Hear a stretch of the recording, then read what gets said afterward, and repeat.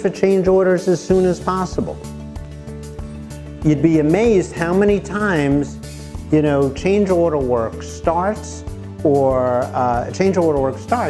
and the contractor has not billed for it. Well, it hasn't been signed yet. Well, if you're going to wait for that, it's never going to be signed because the contractor, the owner, doesn't want to sign it. Okay? Bill for it. If you've done the work, if you've done 50% of the work, you bill for 50% of the change order. Even if it gets rejected as there's no signed change order, that's okay. I'd rather have you in that position that you billed for it and that it was denied, because no one's going to say at the end of the day, I didn't know that you were doing change order work. I didn't know that you thought it was a change order. I didn't know how much you were charging me.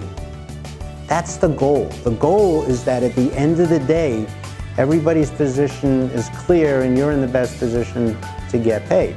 And from the owner's point of view, it's the same thing. If they legitimately didn't think it was a change order, let's get this out front at the beginning and work out the issue. Know your contract requirements and the methods of how you to do change orders. There's a high-end custom builder here who has a difficult customer, very involved in the project. You know, constantly getting involved, constant issues coming up.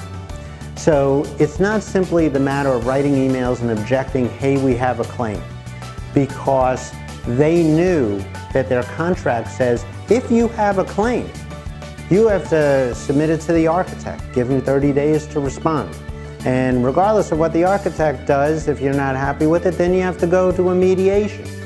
And that may take another 30 days to deal with the claim. They knew what their contract required of them to make claims.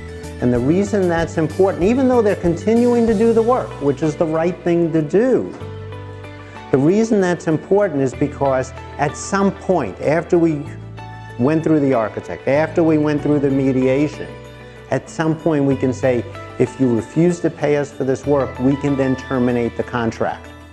There's nothing worse than telling a construction client who's been on the job not getting paid for something, just keep doing it and put yourself more at risk. Let's start the process as early as possible, because regardless if they terminate the contract or not, I want to have the flexibility to do it on that day. I don't want it to say we got to go through this 60-day process just to talk about it. So know what your contract says. Sometimes contracts don't even have a time restriction.